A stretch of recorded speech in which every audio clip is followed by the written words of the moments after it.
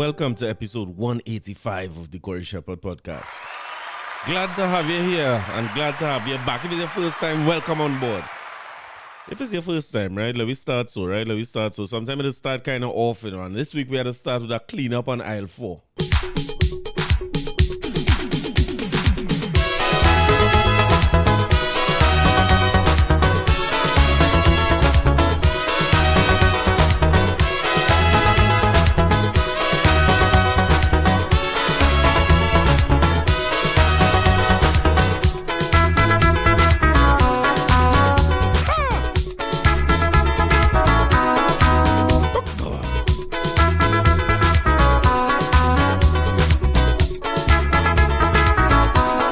Tell me if you can relate. I used to sit down and wonder what kind of woman turns me on. But I was too young to know that some women sweeter than some. Nowadays it isn't so. I asked her wrong, and I got to know the different ways and different looks in which you could find a woman. I want to know your opinion. But some men love a woman with big bottom, plenty hips, and looking alright. Others love them women who thick and strong, plenty fit, and love to go all night. I'm glad I don't have to search no more. I found a woman I could really brag on. She's bad, I still don't even know what she did last night that had me sweating, had me begging, darling, no more, no more.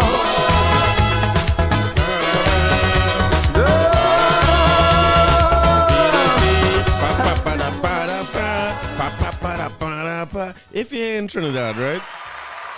Storm playing tune for you now. It's a stormy season, if you know. At least while I recording this, it's very stormy. By the time I come out, I hope all the water subside. Well, you know, rainwater then. I hope it subside and everybody stays safe and dry. All the going all the week was I have a few tune lined up in the beginning of the episode here for no particular good reason, no. Just because I come out this weekend. And it's the first time I come out in a little while. And I feel good. I feel good to shake a leg. I want to salute at the beginning of the episode. Salute my guy Dwayne Alzola, Venezuela. Yeah, Benny in the area, traffic here. And the fete was over nice. I was tired. I had class first thing in the morning. I went and played some cards with some men, some thieves and robbers for the whole day. I can't see my way. Thieves. And then I had to go on fete in the night and nearly make it. You know, I come home and take a 5 and me and the wife come out and we shake a little foot. So forgive me, you know, I just had some tune lined up because I was outside.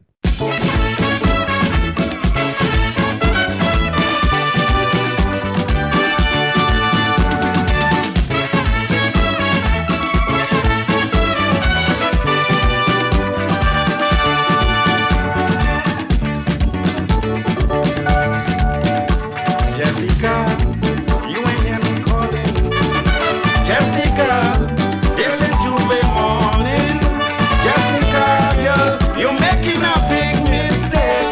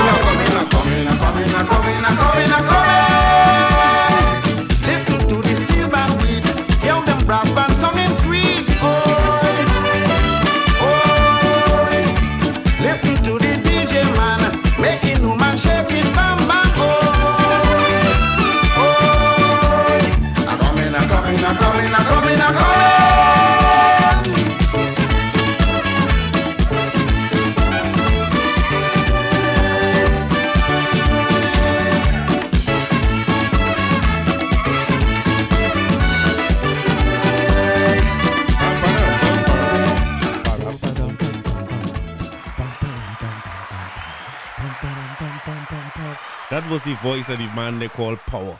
And one more for you know, it's all this sort of rain and lightning.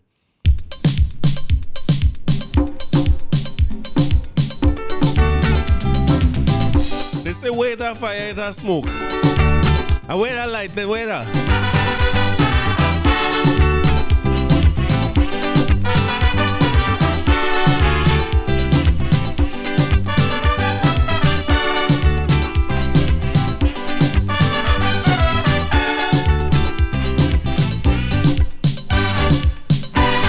You really come out to tease. I see you doing whatever you please. Now you're in front of the band, you're stiffing your chest, you're waving your hand, you're lifting your dress. Hey, hey, baby, how you have so much zest. I'm watching you whole night. You're prancing up whole night. You're dancing up whole night. You're poking me whole night. Provoking me, look. If I only hold you tonight, it's thunder. I'm giving you thunder. I'm going to make you tell me surrender. I'm giving you thunder. All is strong, you're this thunder. I'm giving you thunder. And when you see a start to form, you're this thunder. I'm giving you whole night. You're prancing up whole night. You're dancing up whole night. You're poking me whole night. Provoking me, look.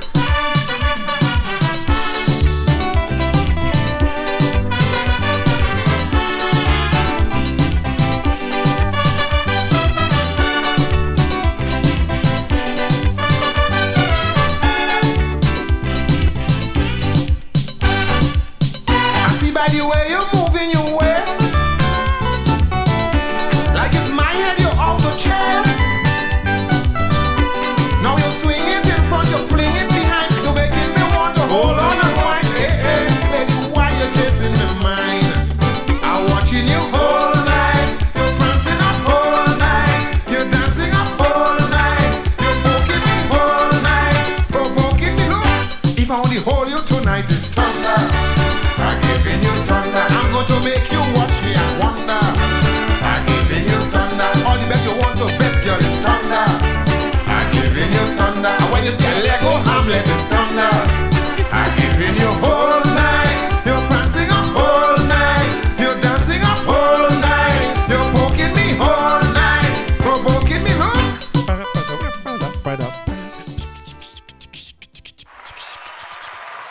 That song don't need no introduction, right? And I tell you who sing that and thing, right? Google Thunder, man. Google Thunder Soca. If you ain't know who sing that, go and listen good music. Holy week was everybody had a good week. As I say, I hope people staying dry, people staying safe. It's cold like hell. it is as cold as hell is hot, you know what I mean? Trinidadian kind of thing, you know, cold like hell. So yeah. They came out my house this week. I went to a little fete, a little community fete, and I must say, listen, I'm living in a community here where when the neighbor throw a fete, inside here is niceness. I wouldn't lie. It's old people party. When you say extra board, when you're in your 40s, right? All it means is you come out your house, you know, you ain't do nothing spectacular. You just two-step for a very long time, you know what I mean? Nothing spectacular happen. Nothing out of the ordinary. Little pool party by Zola. This might be the third edition, and as usual, we had a good time. Salute to everybody who was there. Salute to Mr. Mac and the Wings lady. I still have wings. I bought a lot of wings. I drank a lot of vodka. It was a long night. But I had to tell everybody highlight of the night, right? I had to tell everybody highlight of the night. Before I jump into everything here, I come out to the wife as usual. The usual suspects are wrong, and having a 40-year-old good time, right? So who dancing, who singing, who jumping, who waving, salute. There are two people that salute at all times, right? You see, when it's some artists coming Trinidad this weekend, they say, when you keep in a session and you want it for ram, make sure me name up on the invitation and make sure me face up on the television. When you're keeping a party and you want the party to have vibes, you see Mr. and Mrs. Keegan Barrett. Salute to Keegs. Salute to Mr. and Mrs. Keegan Barrett. Keegan and Tisa High, right? You must know Keegs from, well, Keegs always Keegs in. And you must know Tisa High as one of the Zumba queens in Trinidad and Tobago, right? And let me tell you something, right? The fitness, them coaching and thing, it's showing, you know, because them just reach a party, it have no warm-up. Them don't put nothing. Them just go from first gear to wherever the last gear is. They have no in-between. It's extra board. So the usual thing, at some point, you know, Keegs go lost his shirt. True to form. At some point, you know, somebody go end up in Zola pool through the form, you know what I mean? Everybody dive in. Well, one man, I make the mistake and do that. Let me tell you something. Don't ever dive in a pool in no pool parties. Look tempting. Everybody say, hey, and then nobody don't follow you. Then you just start to feel cold. You start to get ague in your bones. You don't do it. Don't do it. But strong man and if I dive in, he had a time. Everybody had a good time. And I want to say special mention and salute to the great DJ Chacha. Let me tell you something. If you want your party to be nice, I don't care if your party is in the Savannah like them show over the weekend where you have 25,000 people. Or if you're keeping that thing home with about 100, 200 people, or whatever, how small it is, Chacha, her energy and vibe. Chacha on something, you know. I never see a DJ. The first place I see DJ Chacha was in Salute My Boy Tony Chumley. I see Chacha in Chumley wedding. And the Chacha energy and vibes is on a next level. This is the same man who sit down quiet and play song for people to enter to and song for people to do their first dance and dance with my father again. The same man I watching quietly. When the party time starts in Chumley wedding, he went extra boy. He didn't take off his jersey and his shirt there. He must say it's a wedding. He try and behave, but it's heavy foot on chair and wine and thing. Chacha making your dance nice. But lo and behold, my expectation as I will always see Keegs perform. Keegs have a big catalog. And, you know, in a backyard jam like that, I know at some point Keegs will take the mic and do a thing. Only to see a man by the name of Chynee here, right? We just call him Chynee, you know what I mean? Trinidad is not the best with race relations, you know. We call people all kind of names that could be considered very, very derogatory, right? So we just call him Chynee, right? Salute to the great Chynee. I know the man in the area, and I get this man talk for weeks now, because if you know street cred, right, a Facebook personality, influencer, whatever you want to call him. I see a street cred video recently on a boat ride, and I see Chynee grinding down a thing like a sugar mill. I never see, you remember when you used to grind fruits for Christmas? You had a big grinder, right? You used to attach it to a table, you had to clamp it down to the table, throw in your little currants and your little prune and them thing and grind down there. Chynee grind down a thing on the boat ride. It's one of the greatest things I ever seen. And within all that grind down, that video went viral for some reason. Somebody else, he wasn't in the background of the video, no, he wasn't in focus of the video. That is man's worst nightmare, right? Not that, I mean, all the men I know are married and in relationships and so on, don't go grinding down people on boat rides. But should you end up doing that, the worst thing could happen to you in this era is somebody else making a video over. So, one of these girls who is go party and do this. You know what I mean? They're just waving around and that is the whole party. And now you in the background grinding down that thing in the worst disguise. All Chinese have one is a shades. The video end up with 1 million views. You ain't just bad lucky to get catching somebody video. You're bad lucky with the video have 1 million views. So look at Chinese. But at some point in the night, everybody tight. And all of a sudden, I see Chinee going for microphone. I say, oh, Lord. I say, what's going to happen now? Why are we doing this cha-cha and mashing up the dance already? Only for Chinee to bring two tunes. In typical Chinese style, the two tunes Chinese sing is oink, oink, and brak, brak, brak, brak. As with a Chinese, the man come to sell food, you know. The only thing is a restaurant he looking to open, you know. This man's whole career is food song. It go be a lo mein, a chow mein, a broccoli, and a pork. You know what I mean? The man making sure food go sell. And it's only salute to Paula Stacey. Hence the first song in the episode this week, right?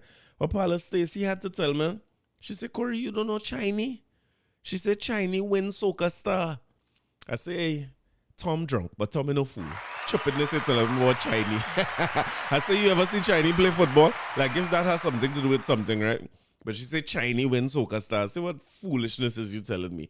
When I come home now within all the drunkenness, I had to Google Chynee. You know who Chynee that is performing? Let me refresh all your memory here, right? And because of Chynee, salute to the great Valentine McCoy. Because of Chynee, I dig up some old Soca Stars tune. Only remember when Synergy used to have Soca Stars with TC used to be the host and it was on Peter C. Lewis. Peter C. Lewis was the station owner and them first used to come together. It was like a reality, well not like it was a reality and like a cross between a reality show and one of them shows like American Idol. And me know I don't know I playing football already with Keegs. I know I playing football with the great Choco with the soca twist. Me know it's a whole celebrity thing, Chinese anything too. All me refresh all your memory. My wine is better than your wine. When I mix the soca and the dancehall, girl, I'm a wine your body natural. So when I wine up on you, wine up on me, girl, shake up your body, let me see. When I mix the soca and the dancehall, girl, I'm a wine your body natural. So when I wine up on you, wine up on me, girl, shake up your body, let me see. I gotta look so fine, sharp like a blade, and then body too kind, girl, give me all I got. Wine on me low and you wine up on top, elevate a ride on me, tick-tock, give me rock wine like AMC, again, input fly like a boy jockey. So when you listen to this song, when you feel the energy, just wind up your body, girl, wind up your body for me. When the Johnny man come in the complex, all the man them see me start to get vexed, cause the girl them watching wanna get a flex. After the dance she wants to get, say they wanna stick to me like crazy glue. When it's so clean, you just don't have a clue. This ain't no joke, I'm talking to you, girl. When I get you in the mood, you wanna be like Chinese. Yeah, kung fu fighting, showing styling, flex like Chinese. Girl, love how I move, love how I groove, and you know I get them in the mood, love. Like how I whining, like how I grinding, I flexing time in Chinese. Girl, love how I move. Boy, I tell them now. A1 lover, number one shutter. When the girl them come and spread them like butter. When they win Chinese, they don't want no other. Want see I look like Jet Li, brother. Chinese man do it better. I rock the boat and them I call me the skipper. Enough things I want when I pull on me zipper. Deal with them proper, they wanna be like Chinese. Yeah, kung fu fighting, Shaolin styling, wet like water. Chinese, girl love how I move, love how I groove, and you know I get them in the mood. Like how I whining, like how I grinding, I hot like fire. Chinese, girl love how I move. How ya say? I wanna make you wine, I wanna make you grind, I wanna see you flex and jam it up. Wanna see you move, I wanna see you groove, make your bumper bounce and bubble up. Or to walk and wine, and that wine is fine. Give me the temper wine from me, and I wanna hold on to you like in a Congo line. Oh, girl, wind up your bumper. Look that one, look at you, look at she. Or the girl them asking about me, who me Chinese? No sympathy, me the girl escape like Houdini. With Chinese, though bars is bright. Walk at the girl limits out a fight. Look that one day, she body so tight. She gonna live with me tonight, you wanna be like Chinese. Yeah, kung fu fighting, Shaolin styling, wet like water. Chinese. It's a whole celebrity scene, I tell you. I mean, I just want to get paid to come in this sweat, but salute to Zola, man. Zola had a nice fit. Zola understand the idea between high-end professionals. They have Big Travis from our radio. Keegs in the dance. Keegs never perform. We watching him. He has Zumba specialists in the dance, teaching people how to not jump in the pool but get wet. And the great Chynee. The great Chynee come out. All you remember him? But as we're talking higher professionals, right? Let me get into the couture of the week. The couture of the week. The biggest story of the week. I don't know if to say fortunately, unfortunately, coincidentally. I'm not sure how to put it, you know. But the biggest story in the week was when a certain bakery, right, by the name of the Baking Room, right, them fellas and them put out, well, it starts off with people saying basically that, or somebody saying that they get maggots in a beef pie. Now, I'll tell you this, right?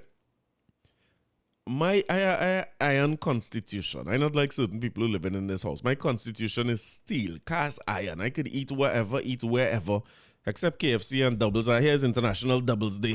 We could talk about that a week or something like that, right? We will talk about that in a little while. But I typically could eat whatever I want and be fine, you know what I mean?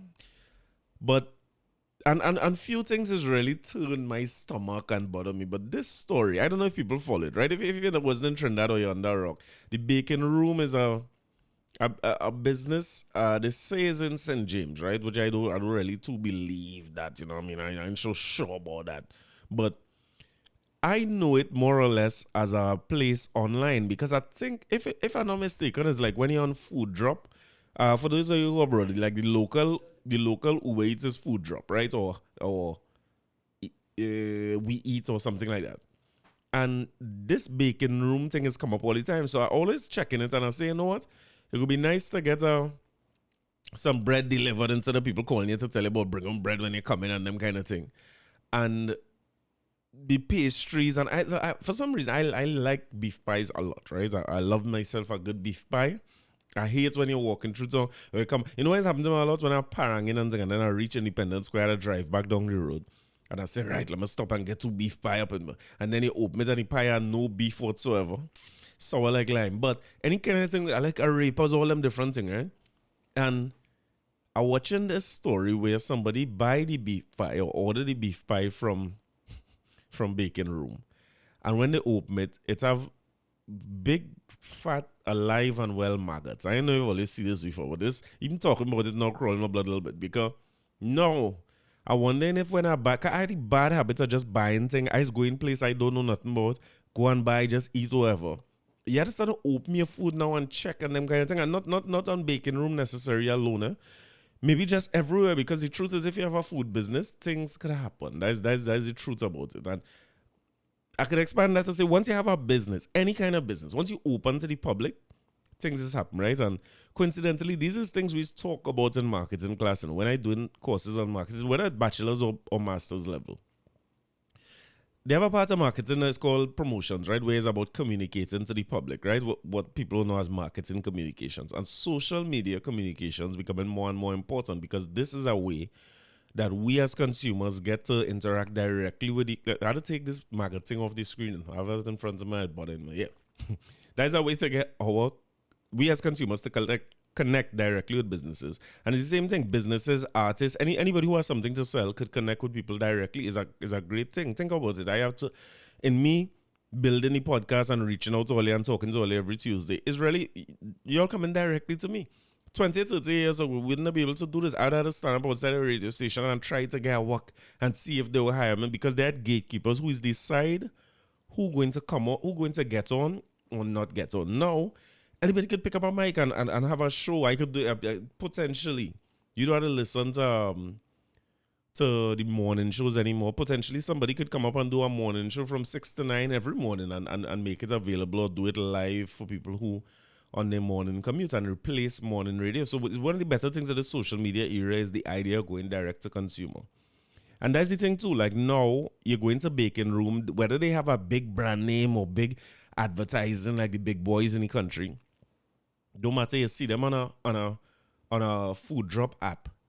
You could get them a try. Think about it like this. Before they had things like that, you would have had to literally be passing through St. James to see there and hungry at the time and walk into them. Now, this like not just the social media, but the food drop apps and the social way that is designed as well helps businesses to expose themselves to a much wider public than they would be able to talk to before.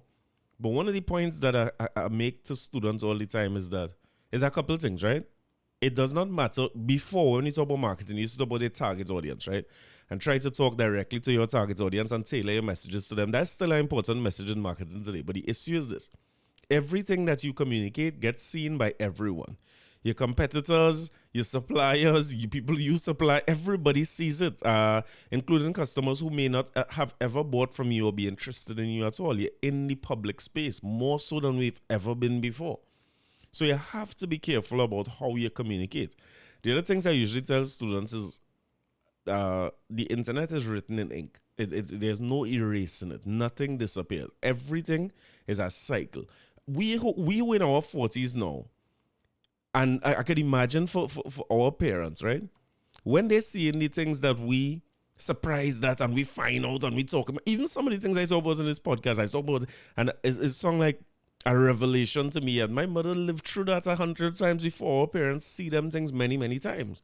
So we watch you two now figure out something, like them now hear about something. Like I was watching Method Man performing in Hot 97 Summer Jam recently. And he was saying he's not coming back to that because the generation gap too big. When you're young, you're now finding out whatever it is like real time. In today's world, everybody, all age groups finding out about things the same time. And it does not disappear.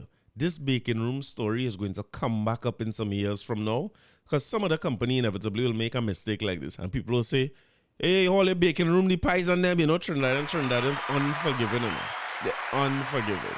Think of how much stories you hear coming up about doubles cat where they find roach foot in the doubles, or they find somebody cooking dog with the roti. None of them stories substantiated by anything.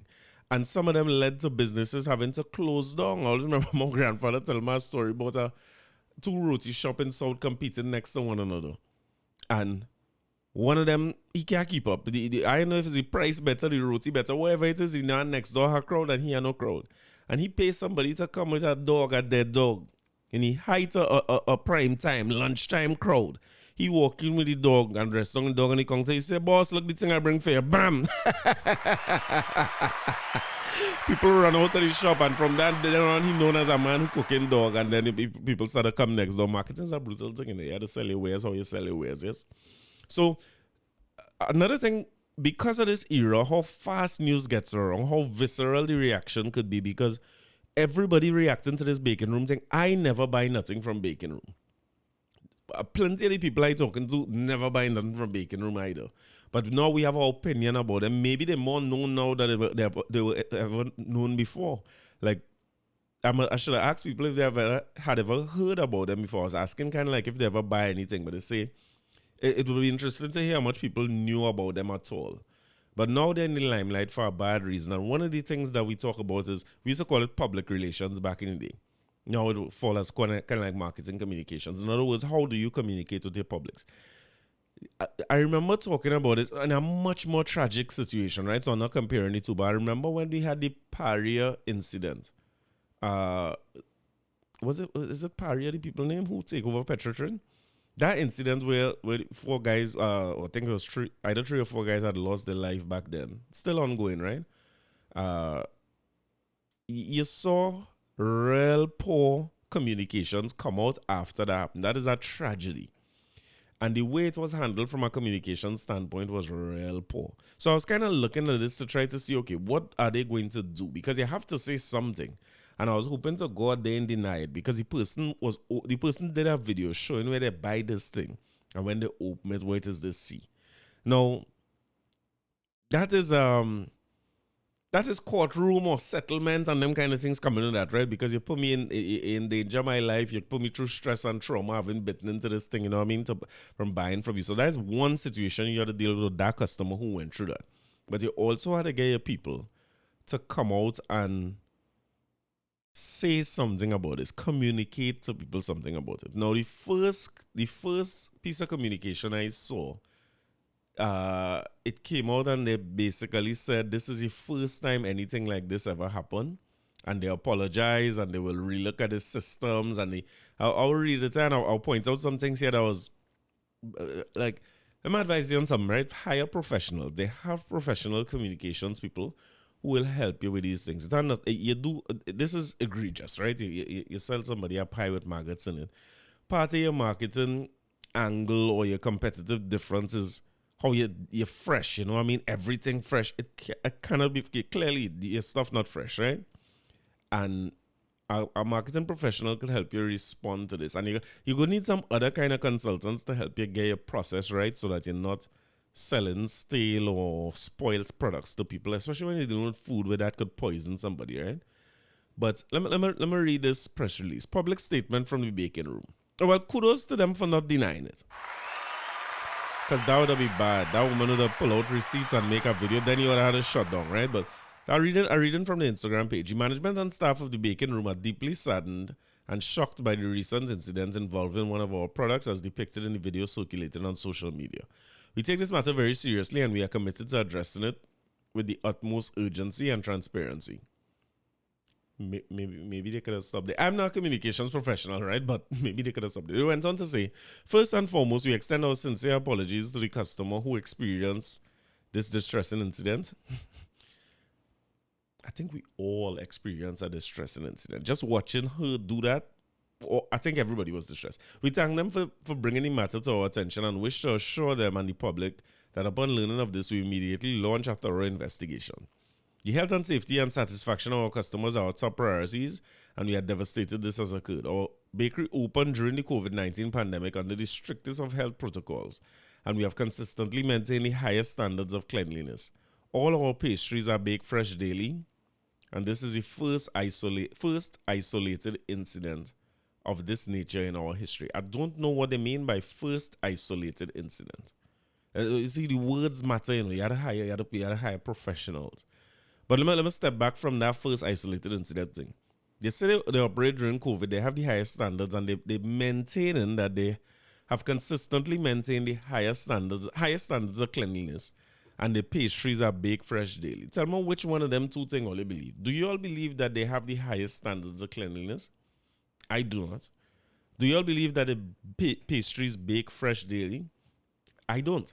And this is one of the biggest issues you have in branding. Branding is the core of branding is trust.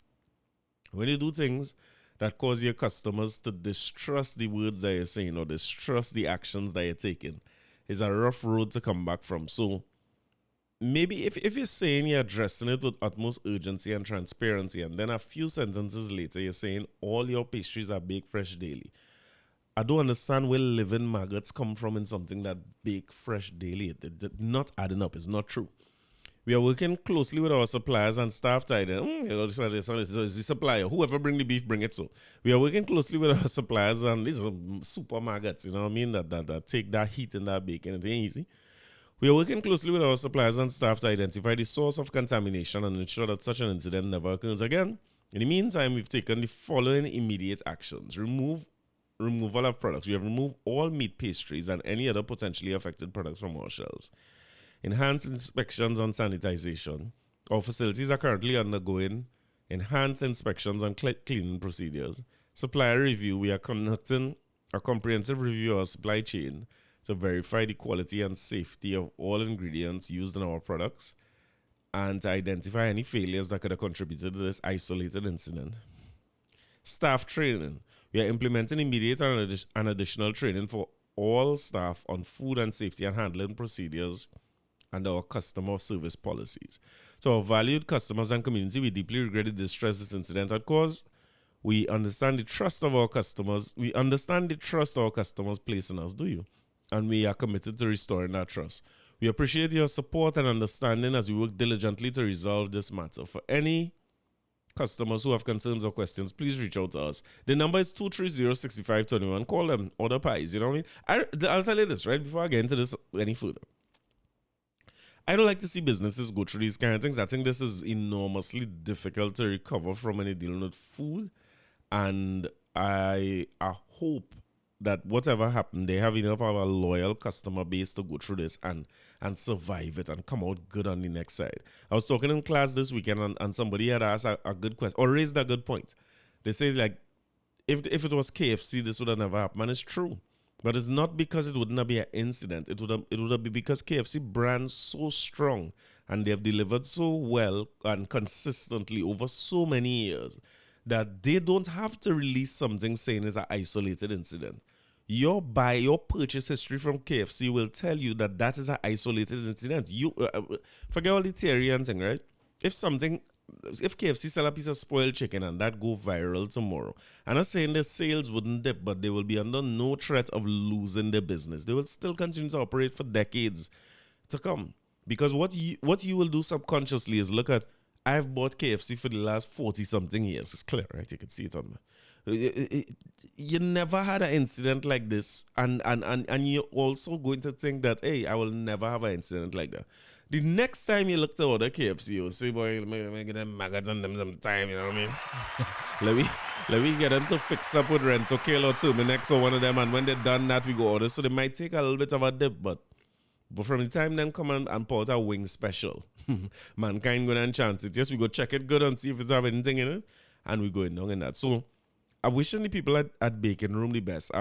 Again, things like this, I mean, you could see, I would assume that is a small business.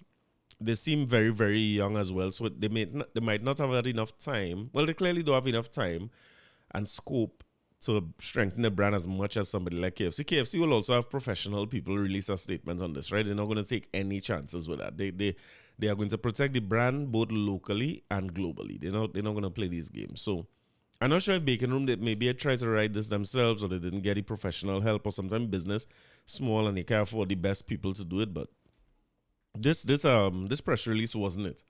Number one, on your Instagram page, the font is too small. Anybody who trying to read it had to click on this and zoom in and scroll across. It's not effective at all. So for instance, when I look at the Instagram page, they have Donut Day. Them things, you could read that easy. Easter menu, you have a brunch box, mini egg cookie. You could read all those things well. Like everything on their page visually appealing except this press release. So I mean, I back in them. I hope they come back from it. It is very difficult when it comes to things like food and so on. Sometimes you had to get low before you bounce. But they're on Rush Street in Port of Spain. I don't see any address here. Not St. James, you know what I mean? We clap that. But let me see if they're still on food drop because well, it might be too late for me to check that now. But when I know the name from food drop. So what we doing? We wishing them the best, or we wishing they close down? Because real people online hoping the people close down and saying, time for it to close down and like that. I don't like to see that. Like businesses failing in any way is bothering me. You know? I don't know. Maybe it's just my own selfish. You know what I mean? Maybe am I protecting? Is it karma that I'm trying to avoid? I don't like the idea of business, and I think for the sake of society too, businesses failing is not a good look for any society. So we wishing Baking Room the best, right? Let me do that now collectively. What you could do is buy something from them now. You know what I mean? Don't make them into BakeryTreatz who has a ride out and that is it for them. Buy something from them, order something, check to see if it's fresh. I feel they learned the lesson. Anything to do from now on will be fresh, and we could come together and support them and keep a young, lively building business open. What do you say? I really again. I have some songs lined up for you from Soca Star. You know, where only want to go next. I want to know what artists people remember from Soca Stars, because there have a few of them who stand out to me, right? And one of them I was involved in a little bit. Well, at least I was looking on very closely, because at that time we used to work with Sony Ericsson, and Sony Ericsson had a sponsorship with Soca Stars at the time. So I used to be around the competition a lot, and coincidentally, this youth from Bellevue was getting a lot of help, and my partner Colonel King was working alongside him and so on. So this is one who I see enter the competition from entry all the way to winning. Remember they used to get Daihatsu? I wonder if you still have it. Yeah. Whoa. Oh, girl. Whoa. La, la. Oh, girl. Move that body, 'cause in my eyes it's just you, my baby. Move that body. After tonight you gotta be my lady. Move that body, 'cause in my eyes it's just you, my baby. Move that body. I don't know about this girl, but the way she whine, she make a boy wanna feel her body so divine. Moving up your divine, jiggling up your spine, girl, it's so entwined. Just move it in time, and you don't know the rest. Them girl, them can't contest. In a vest or little white dress, you're so full of finesse, girl. You're so sexual and intellectual. So much money, only irresistible. Girl, you're so love. You don't know your body just well up. The way you're moving up. How your body just grooving up. When you stick it here and you cock it there, you know I love to stare, 'cause of the way you move that body. 'Cause in my eyes it's just you, my baby. Move that body. After tonight you gotta be my lady. Move that body. 'Cause in my eyes it's just you, my baby. Move that body. Whoa, whoa, whoa, whoa. Talking about big artists, right? I'm watching a story in Jamaica very keenly and very carefully, right? I saw when they said that the appeal was lost and Kartel, they had an option to let Kartel go or have a retrial, right? There's no part of me that thought that they was not going to let Kartel go immediately. I thought right as soon as they come back from the Privy Council, I tell myself, well, Kartel free, we back in the game, you know what I mean? The greatest artist in dancehall history, maybe one of the greatest artists in the world, back out on the street, but no such luck. Reading from the Gleaner here, right? It says, school has started, declares judge, as Vybz Kartel retrial hearing gets underway. So maybe I didn't understand this, that even though the likelihood is that they will free him, they have to do a hearing to see if there's a retrial necessary or warranted, or if they just let him and the co-accused go free, right? They say school has started. That's the declaration from Justice Martha McDonald Bishop, as she warned the media as a woman. She liked Kartel, you know, I could tell you this. She have a few Kartel that she like a lot. Anyway, that's the declaration from Justice Martha McDonald Bishop, as she warned the media to observe court rules and covering a hearing on whether entertainer Vybz Kartel and 3 other men should be free or retried for murder. The hearing started this morning in the Court of Appeal and is expected to last for 5 days, right? So that means by the end of this week, Kartel could be free. And that also means that the rate Trinidadian promoters working, we could see Kartel here for Labor Day. You know what I mean? We could see Kartel here in a Labor Day show. It just might happen. Don't rule it out, right? McDonald Bishop, along with Justices Paulette Williams and David Fraser, will decide the case. She said the court will not hesitate to take action against persons who breach the rules in providing coverage of the hearing.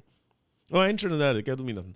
On our reading of the Grant case, I just learned that the court had such wide powers to initiate proceedings on its own to ensure that there is objective and accurate recording of proceedings so that we don't inflame the public opinion and be prejudicial to the parties in this case, especially the appellants. The judge added, she said, the court recognizes persons' right to freedom of expression, but while you report, you cannot comment in any way that will cast aspersion on the integrity of the court and the purity of the proceedings. McDonald Bishop said, she said, we have allowed in this country and in the world at large, social media in particular, to run wild. I run wild right now, so I'm going to stop reading this, right? Because this judge, I didn't realize the article was warning all like me so from saying anything. I just want to say that, you know what I mean? The Lord put his hands on you, Miss Martha McDonald Bishop. And then, of course, the victim or the family and so on, lay hands on them too. But I mean, you know what I mean? It will be nice to see Kartel free again. If Kartel is in fact if there was anything wrong with Kartel trial, I want to be clear. McDonald Bishop making me a little worried here.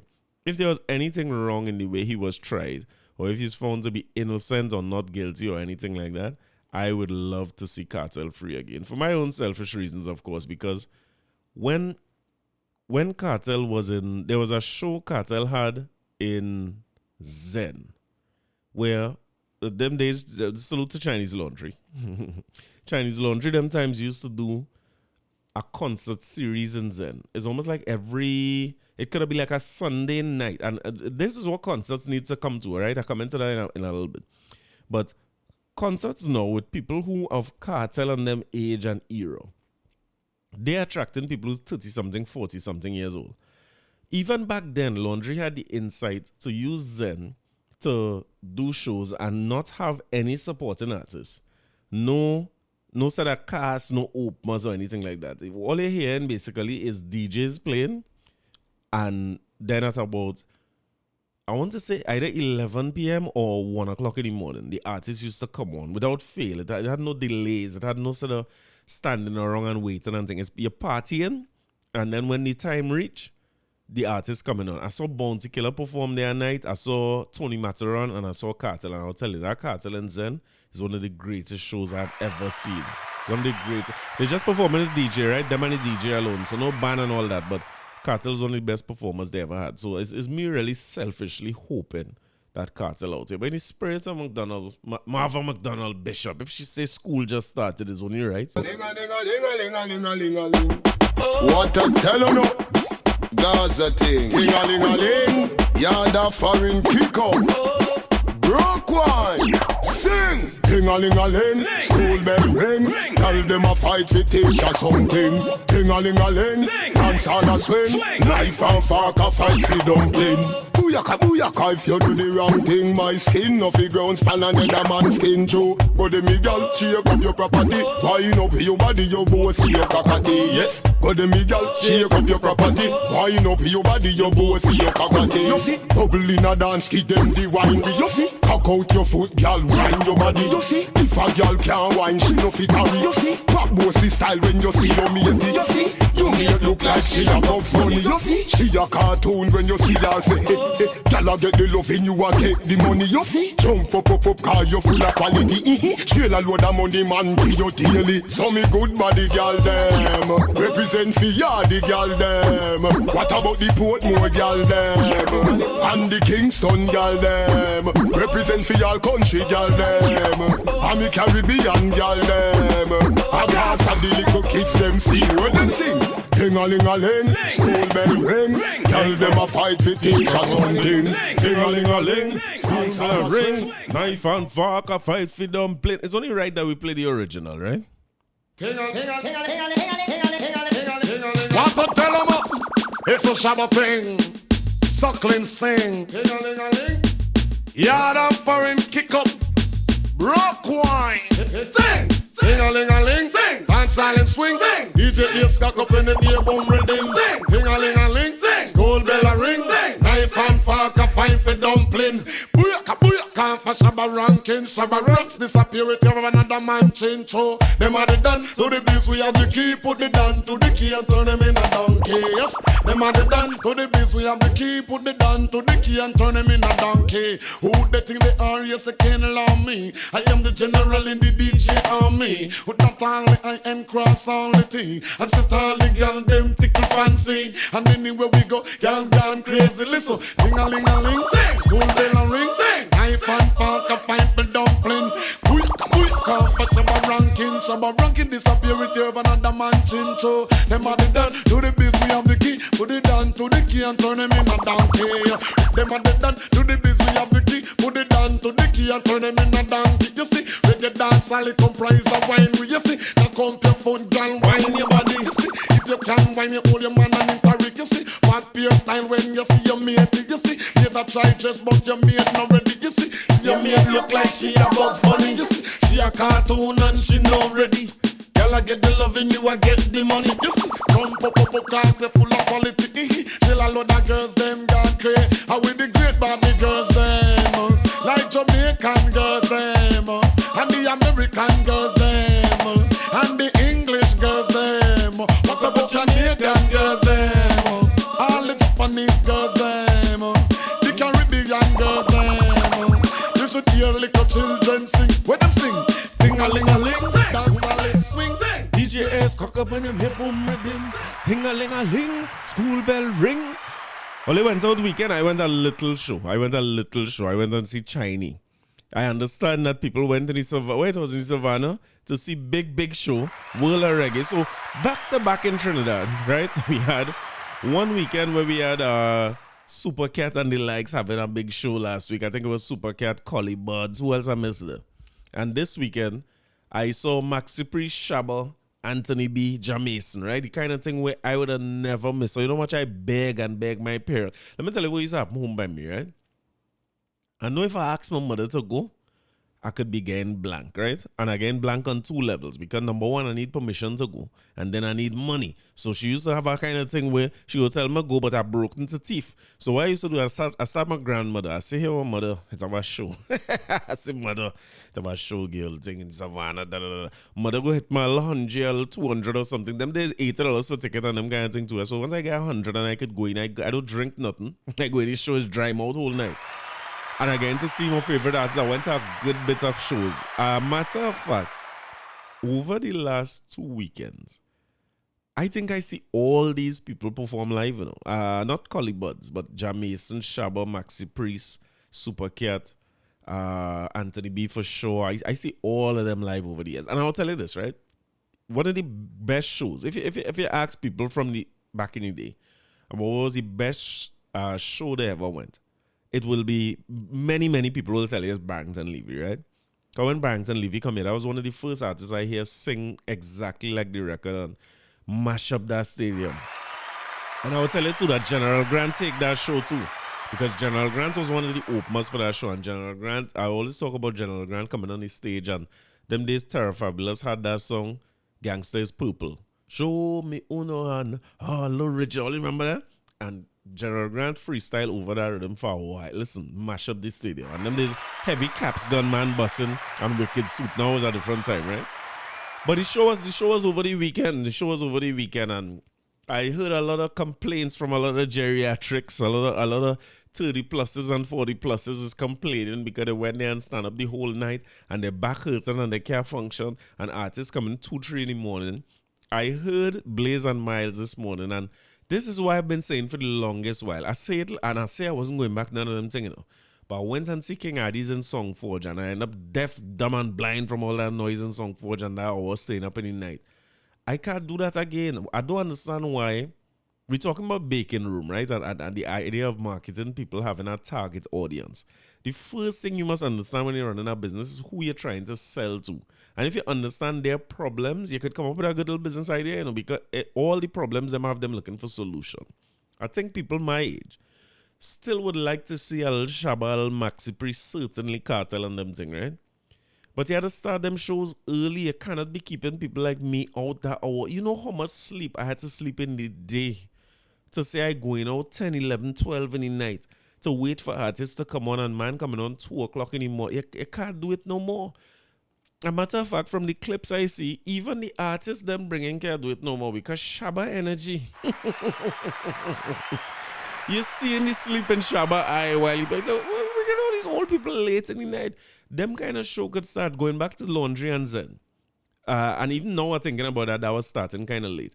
If you have a cast like this with so much artists that have this kind of catalog, I watched Supercat performance from last weekend, and it was an hour plus. And his only hits he sing. He could have probably stayed it for 3 hours if he sang all his songs, but he was about an hour and a half. Shabba would be the same thing. Barrington, Levy would be the same thing. Maxi Priest. Anthony B certainly go over an hour and a half because there's many times you see Anthony B booked for shows and you never see him reach, right? So people are glad to see him, but the average age of that audience will be a little older. So why not start that show in the date? They need to do some reggae brunch in this country. Do it as a brunch. If this was a brunch, they could have given me money, you know. And I want a place to sit down, I want to dress up nice, and I want to put shade over the brunch too.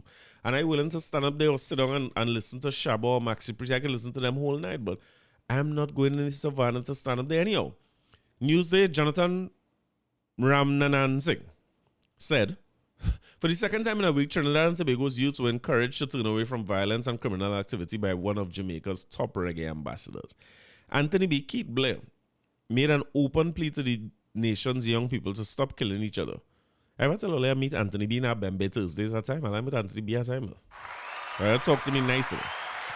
Anthony B. made an open plea to the nation's young people to stop killing each other and find ways to resolve their differences without harming each other, the communities and the nation. During his 45-minute set at the inaugural World of Reggae concert on June 8th, Anthony B. said he was disheartened to see how TNT has changed dramatically over the years. He said, I went through the streets of TNT on Saturday, and usually the streets are busy and there are cars everywhere.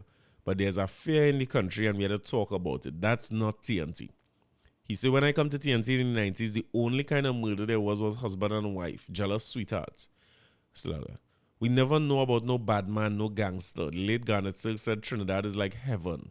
We wish Jamaica could be like that. He appealed to the youths involved in gang activity who were using numbers to differentiate themselves by name and territory. So the youths in them in Trinidad, don't kill your brother because him have a 6. Don't kill him because he have a number 7. Don't kill him because he have a number 8. That's your brother. We could reason it out.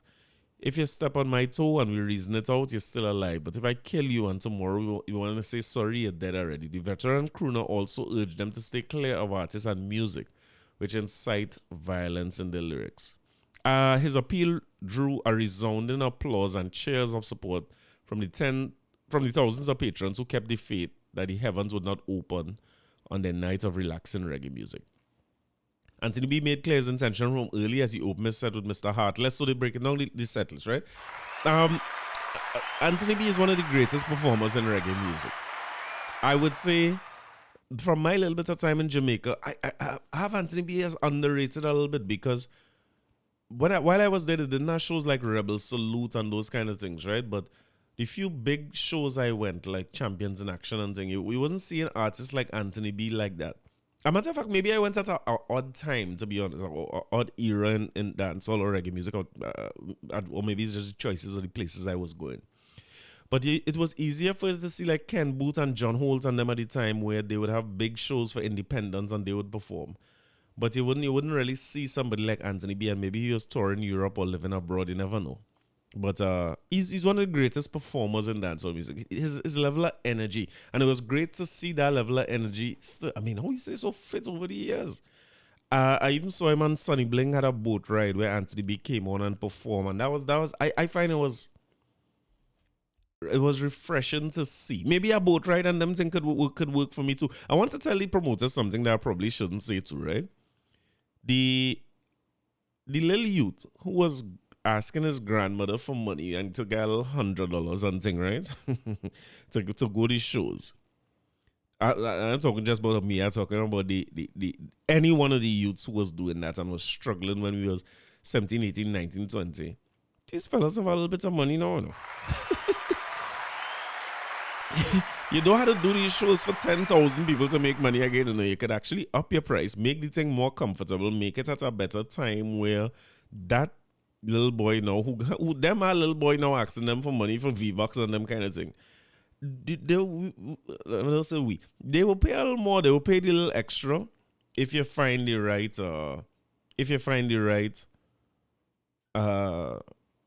format for it and a place where I could be close to my car. I don't wanna go anywhere where I'm so far from my car that when it's time for me to walk, I think I'm tired. I always used to tell Stacey I don't mind going them shows. She was saying she wanna go popcorn whenever he come. And I say, well, for me to go that, I'd call Umba and say, Umba, call me exactly when he coming on stage, and I could come out my car, I could walk into somewhere backstage or close to the stage or something. And when he done, I could head straight back to my car. I can't do the long thing again. But salute. They say it was a good show. The performers were good. My opinion is that, I was telling my barber, salute Reynolds, but I can't go a show with Shabba. I really don't like to see Shabba perform. Something about the way Shabba is performing his songs, I don't like. He have good energy when he come out. But as it progresses, he's lose touch with the crowd completely. And he's just be singing and with that kind of catalog and big songs, he's lose touch. Anthony B is a man more always interactive with the crowd, so I'll be glad to see him. The Maxi Priest and the Barrington Levy are a little too slow for me.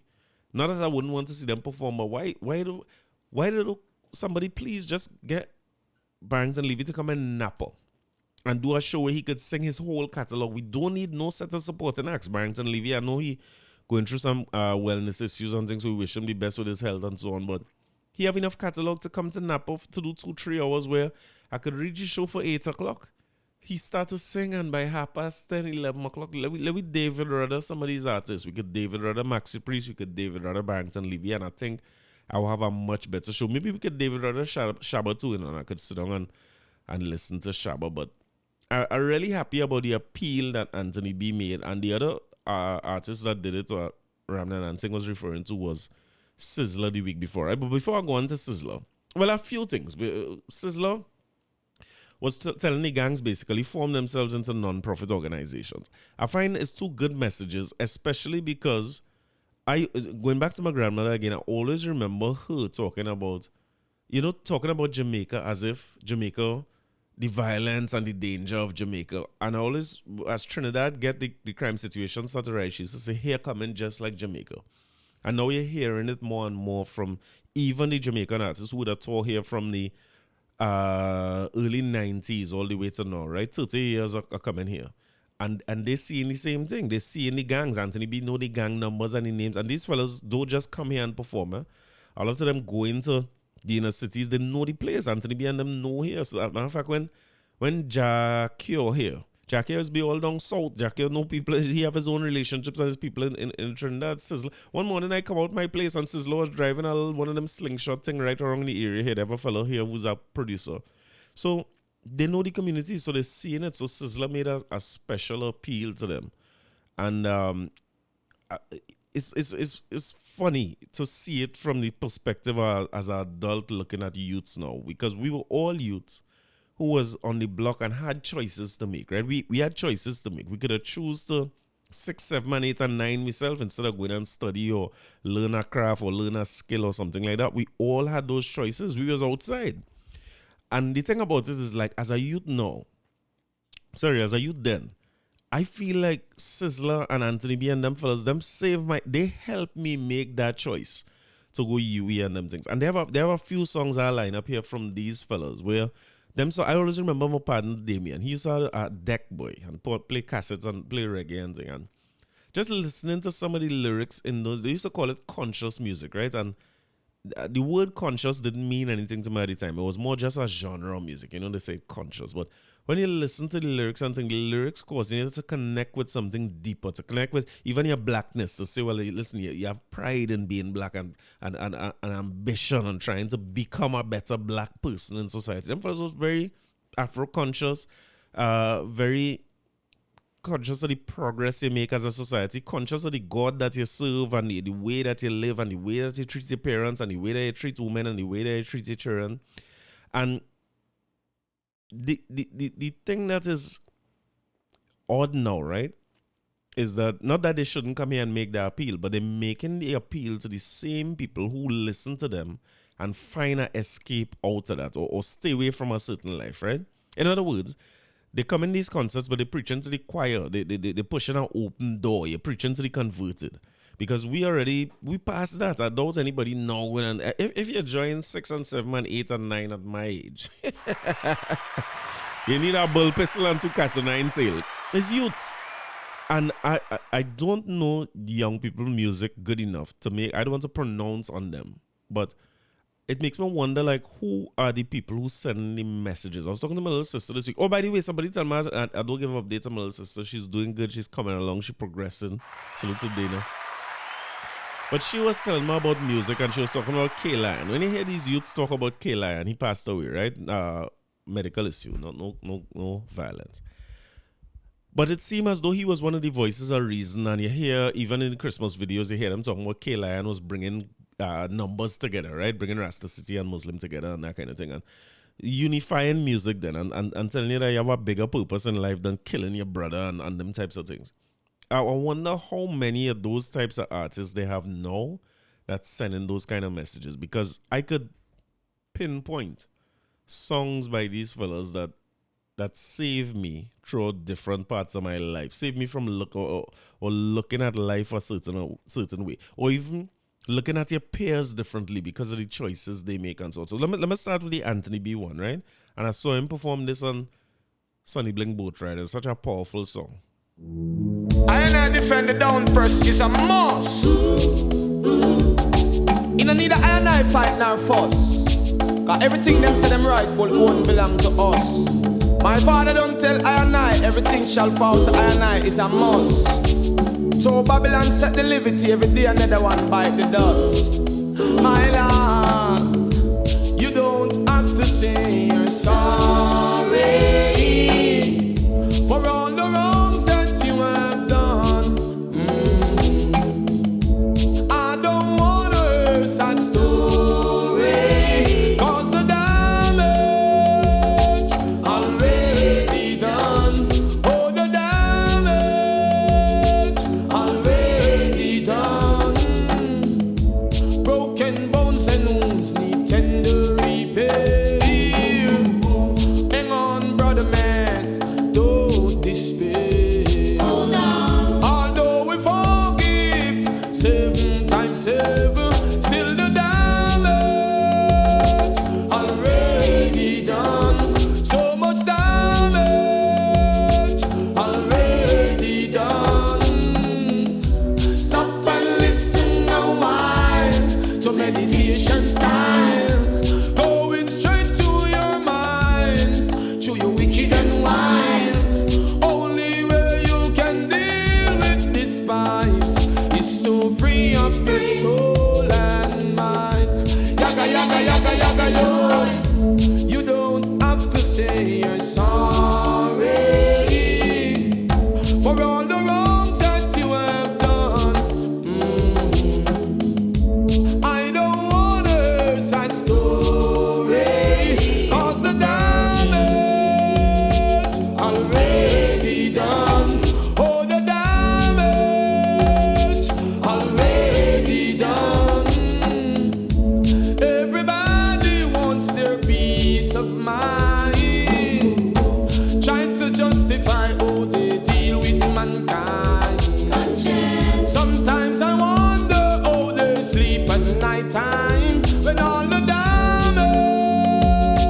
already done.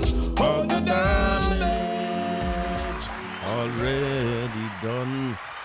One of many, many, many powerful songs by Anthony B. It used to be Anthony B, Jackie or Capleton, Luciano, Sizzler. It's just so much of them who used to, their messages reach us. They wasn't singing about our society, but I'm sure people could relate where their messages will reach us. And I'm not just talking about little teenager and thing or sit down on block and them kind of thing either, because Sizzler have a song. And I met Sizzler one time in Jamaica airport, and I tell him, listen, thanks for singing this song. That song get me through UE, because all the thing I think and I have study and ready for exams, that's something I hype you up to get. I remember one time in UE having 5 exams in 4 days. It was one of the roughest periods in UE. And to just get yourself mentally ready, not that, I mean, you had to study and all them things, right? But just before the exam, I remember living on the dorm and blasting out this song every time I had to go for an exam. Now, it's funny how sometimes you had to create an enemy in your mind to motivate yourself, right? Because The truth was, I was in UE. My parents were paying for everything. I was well taken care of, living off campus and them things. So I had no I had nothing holding me down but myself. But it's nice to have yourself a little enemy to say somebody keeping you back and somebody fighting you down so you could have fight for it. And this was one of these songs used to get me through.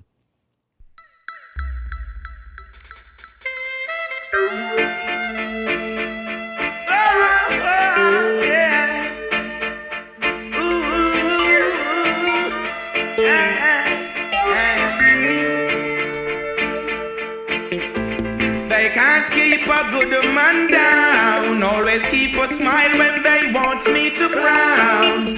Keep the vibes and I stood my grounds. They will never ever take my crown. Oh, Jah bless, I say no man curse. Things getting better when they thought it would be worse. Here comes the officers asking for a search. They found no weapon, just only a draw first.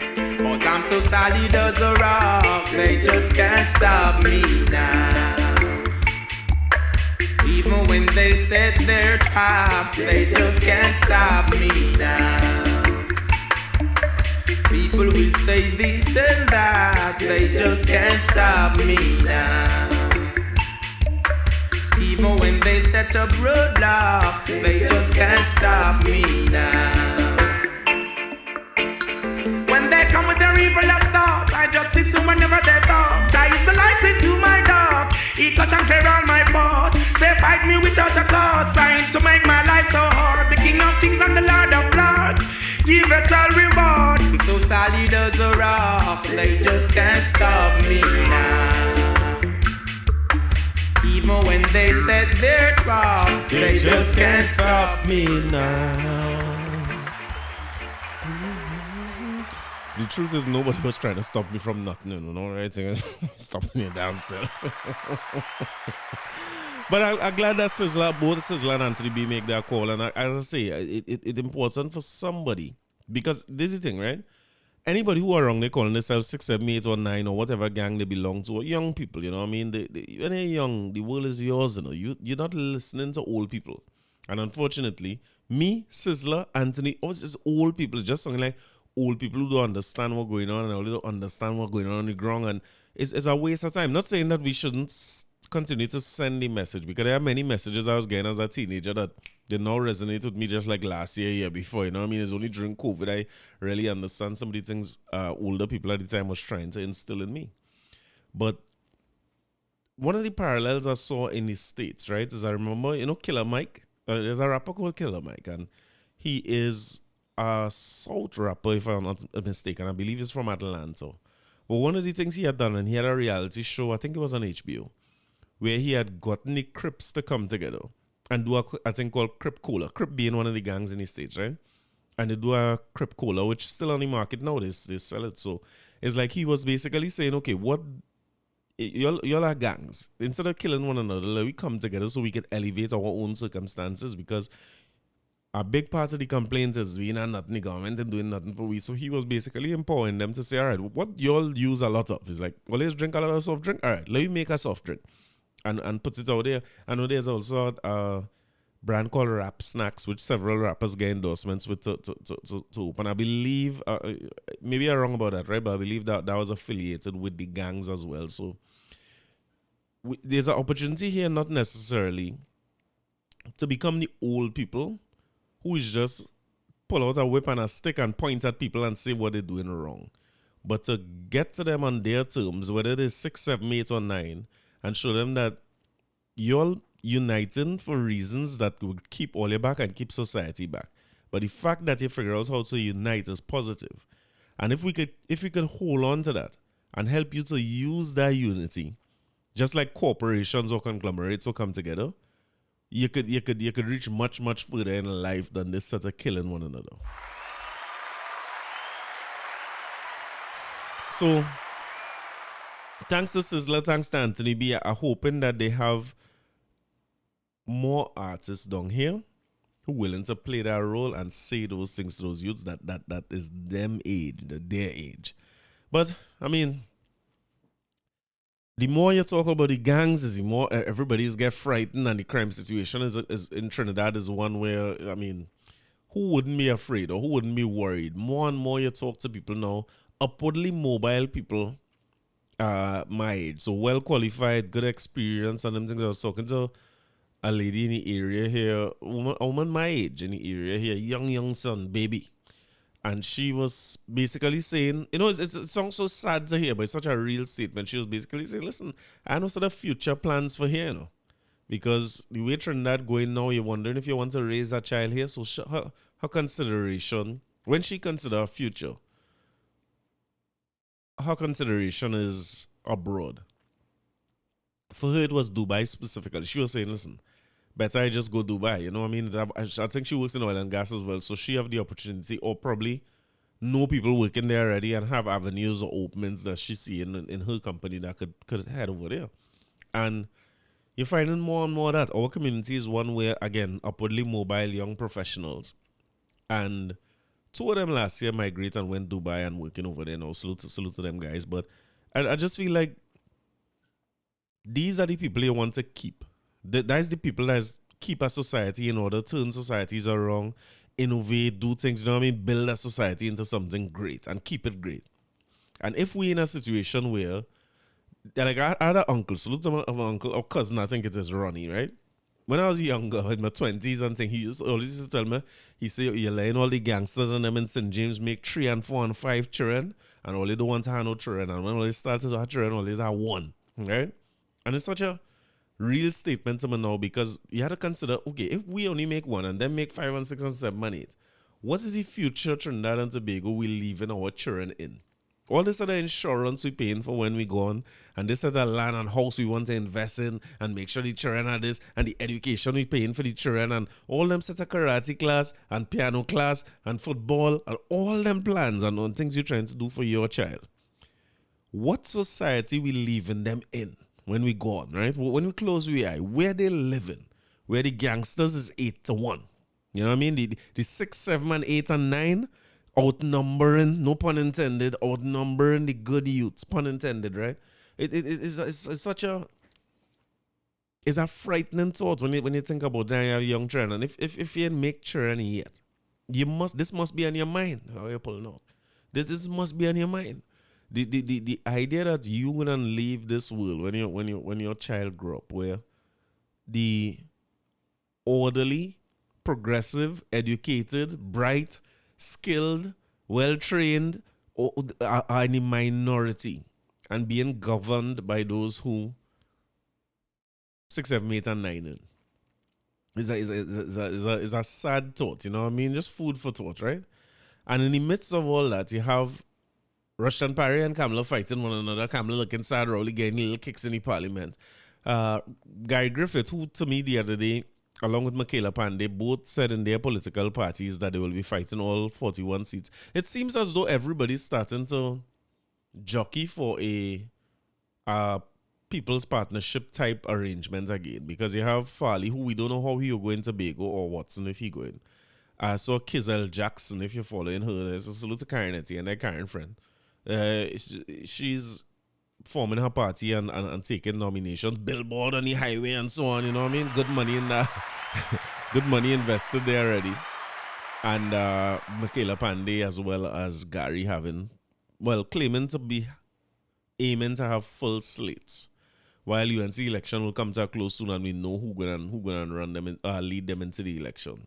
But in the midst of all that, headline here from The Guardian says, Gary tells PM he's willing to assist in crime fight. I can help bring back order.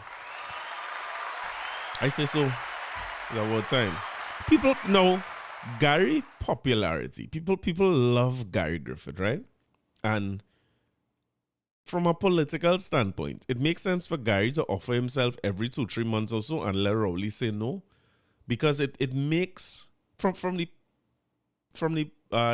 standpoint of the popularity. Every time Rowley say no to Gary, I think he's looked bad among the populace. You know what I mean? The social media populace. The populace is a word? The social media folks, right? He's looked bad because they genuinely believe Gary is the man to solve the crime situation. And when Rowley say no to Gary, it seems as though, and Gary don't have to say anything when he say no. It seems as though Rowley benefiting from the crime, so he don't want somebody there to fix it because the crime is part of the game for them. So from Gail Alexander, National Transformation Alliance leader Gary Griffith, who was this country's police commissioner from 2018 to 2021, has offered his help to Prime Minister Dr. Keith Rowley to deal with the crime situation. In a video statement yesterday, Gary like a video statement. In a video statement yesterday, Griffith said, "We have a nation to defend. This is not about Keith versus Gary. This is about good versus evil," right? You see what I mean? Once you say that and then the person say no, it means that you're positioning yourself like if, all right, he want the evil to continue. We don't have to be friends, Keith, but we can both be patriots. He pointed out that in 2013 to 15, when he was National Security Minister, there was the highest reduction in serious crimes in 31 years, and 3 years ago, there was the highest reduction in violent crime in 17 years. I can't count so well. No, 3 years ago, what were we in 2024, 2023, 2022, 2021? That's 3 years ago. So COVID is the highest reduction in violent crime, and you happen to be there at the time. All right, take credit for that. I didn't get it wrong at all. And he said 13 to 15 when he was National Security Minister, highest reduction in serious crime. He said, "I can help bring back the order we had in 2020. All right, Gary. You see, like you could use your messaging. I can't be a politician, no, because why you can't just say, well, it was COVID and it was lockdown, and you know what I mean? But maybe he writes, yes, because the truth is too that COVID fresh on our mind right now. But 10 years from now, when nobody in studying or remembering COVID, and he claimed to have the lowest murder rate, somebody could just Google that and realize, oh, good, Gary really had the country under control and might not, you know, the way we do research now, it was show. But so to my guy Engson, he sent me a thing here saying the rankings. These rankings are based on statistics for the first calendar year of all 7 police commissioners since 2024. Number of murders from lowest to highest, right? So they rank everybody. I want to give you the rankings real quick. In terms of number of murders within the first year, Dwayne Gibbs in 2011 was 352. 2005, Trevor Paul was 386. Stephen Williams in 2013 was 408. And Gary Griffith, number 4 in 2019 with 539. Now, Gary Griffith could take some credit for Stephen Williams, right? Because if I'm not mistaken, he would have been the Minister of National Security. Was Gary Griffith there when Dwayne Gibbs was there? I want to say yes or no. Dwayne Gibbs was under the People's Partnership. And Gary Griffith, during some period under the partnership rule, was Minister of National Security. I don't know if he take over the whole time, but Gary could make some claim there. He fought on that list. Murder detection rate, he number 7 on that. His one was 12.9, while the highest was Trevor Paul with 24.4. Number of burglaries and break-ins. Big problem down here too, right? People in just studying. I think, is it your opinion? Because when I talk to people, that's the sense I get. The lack of safety in Trinidad have to do with two things. Not so much the murder rate or the murder toll or whatsoever you're supposed to call it, but the fact that it happening in broad daylight, brazen like that, and you could end up being by the hospital and get shot. Or it's not just Gonzales, but there was another one, I want to say in Chase Village just last night or night before, where they shoot up the place and a whole set of people get killed. You could be the wrong place in the wrong time and innocently get that. And this other one is the thing, the burglaries and the breaking in your house or going with your car or taking your car at gunpoint. That's where people are very, very fearful. People here seem to have resigned themselves to say gang activity is gang activity and I'm not in no gang, so that won't go affect me. But now the gang activity coming out in mall car parks all over town, wherever any bar you could be by, and so on. But the burglaries and break-ins, the kicking in your door is an issue. Earlier here with Christopher has the lowest number of door kick-ins, right? 1,633 in her first year. Gary Griffith was third with 2,217, more than 600 more over the same period, right? That is the number of offenses that happen. In terms of the detection rate, the great McDonald Jacob is at 20%. A good bad talk, McDonald Jacob, you know, with the uninspiring self. And earlier right behind her, and both uninspiring and breaking detection rate at 18.3%. Gary Griffith number 3 there at 13. Number of robberies, Gary Griffith falling in at number 4. Robbery detection, Griffith is at 4. Total serious crimes, Griffith is at 4. Serious crime detection rates, Griffith is at 3. So when he touted himself as the best to ever do it, and he not ranking number 1 in any category, at least the categories on this list. He may be able to give me some other categories where he ranked number 1. He barely in the top 3 in any. It makes you wonder. And again, the police commissioner is responsible for crime, but the response to crime is one that will always lay at the feet of the police. And I think collectively for the last since Y2K, the confidence in the police service and thing not there, not to detect crime, not to prevent crime, not to react to crime, it's not there.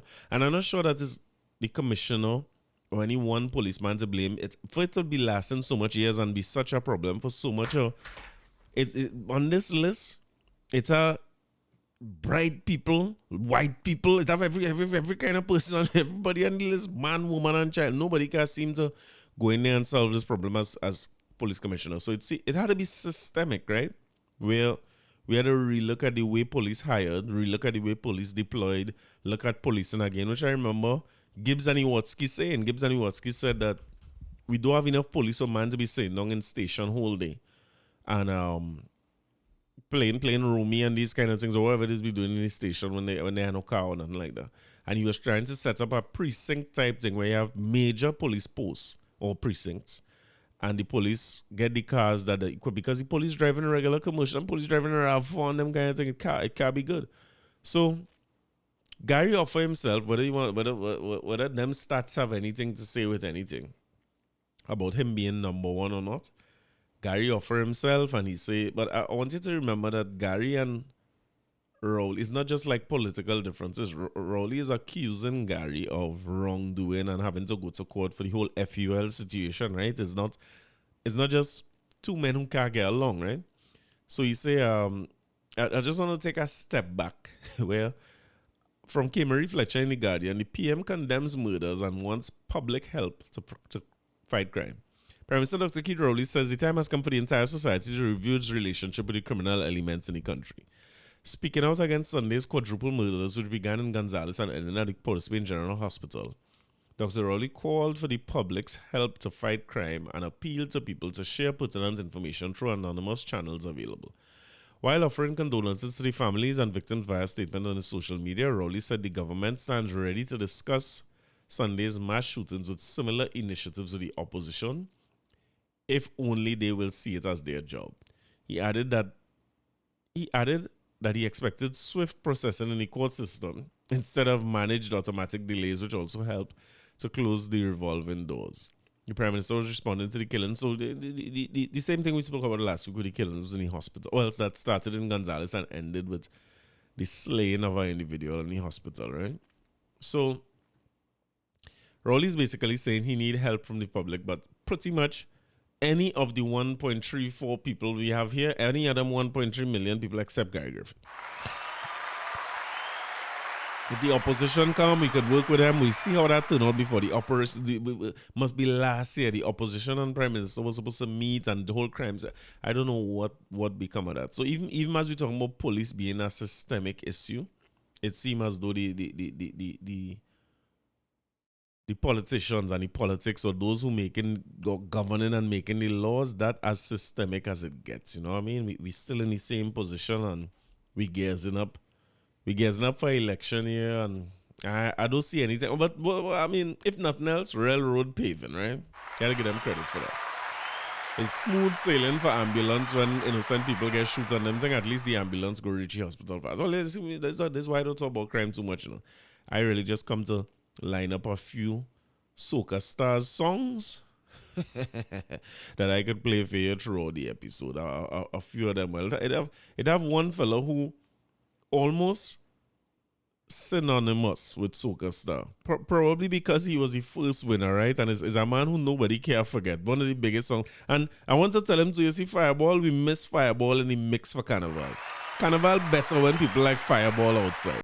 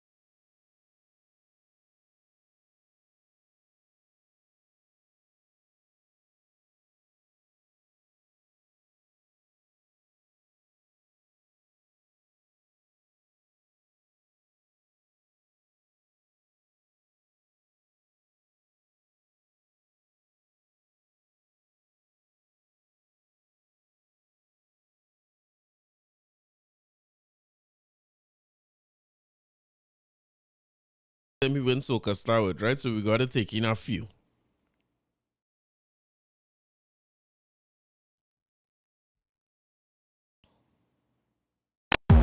Hey! Oh, yes! Introducing the one and only! When you hear the voice that call, when you hear the youth man ball, off the ceiling, the floor and the wall, music from sound just like a ball. What are your thoughts? What are your thoughts? Young and old, but them love the ball. Who's the youth to run the dance hall? Well, his name is... Baby, fire, fire, fire, fire, fire. All these fire, fire, fire, baby, fire.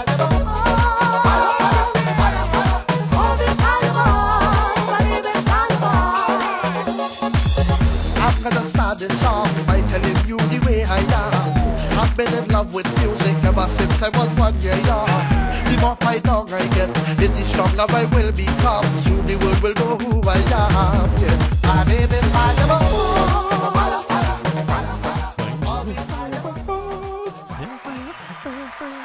I'm pretty sure it wasn't that, right? Because I never heard no Ziggy ranking in the beginning. It could have been this one.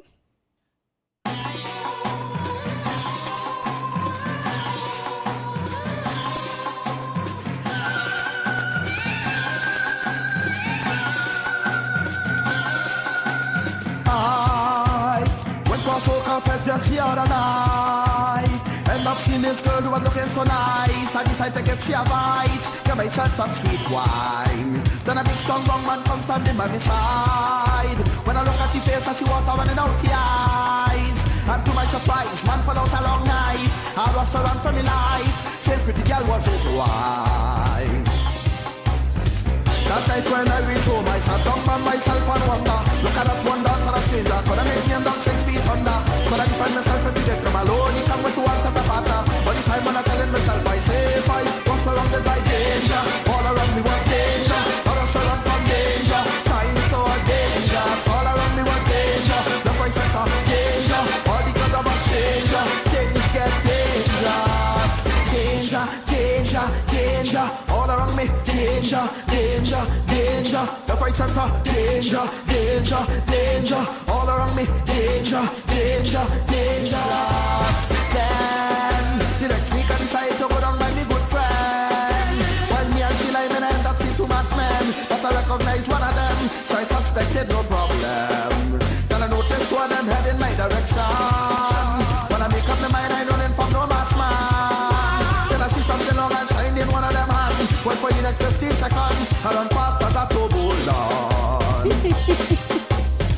That night when I reach home, I wondered why them fellas swing for me. And what surprised me more is how them walk with gun and think for me. I was that hungry, so I refused the bag and exhibit for me. And all this time I thinking, I say if I was surrounded by danger, danger, danger. You want to hear how much of I hope it's something that we could eventually bring back, because Soca Stars, I remember in the early years they used to say it was gimmicky, right? When Fireball was there, but I don't know if people remember Trinidad Killer being in there. I believe he was in the same year with Umi Makano, Kimba Sazano make it out today. There was fertile ground for a lot of youths to do something positive, but also could have find a career. I want to play a little clip for you here, and it will tell me if you know who this is from Soca Star days. Yo, it's your boy Voice and log on to Be Mobile, TNT's #1 mobile network. Y'all take a wine on a alien, take a grind on a alien, take a jam on a alien, take a jump with a alien. Y'all just wind up on strange man, some just wind up on BakeryTreatz. So it's nothing to take a wine on a alien, you ever ride on a rocket? Don't know. Oh, well, you tell me if you know that voice. No pun intended, right? Before I get to Angus, even the Soca Warriors, right? Today, they say it's International Doubles Day, right? It's International Doubles Day. And to tell you the truth, wherever they are listening to this, make that your International Doubles Day, right? Going from the Trinidad Express here, this is from Satish Maharaj. Did I just say my Satish? No, Kabi, right? Satish Maharaj. Londoners are calling him the official doubles ambassador. It's an auspicious title Chef Sham Mahabir carries with great pride in his popular Lyman South Bank restaurant located in upper ground on London's famous South Bank of the Thames River. In an area known as the heart of the city's cultural scene, Chef Mahabir's popular Lyman establishment brings a unique Caribbean pulse and distinct Trinbagonian flavor to life in London. Londoners and people in general are curious about food. Trinbago food is unknown. I refer to it as the undiscovered food of the Caribbean. In addition, our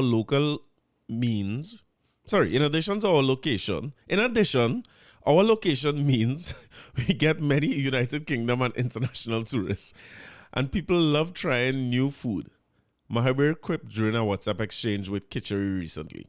On Sunday, the Sandy Grande restaurateur invited members of the Trinidad and Tobago High Commission in the UK to mingle with his regulars for a preview of the 5th edition of his International Doubles Day event.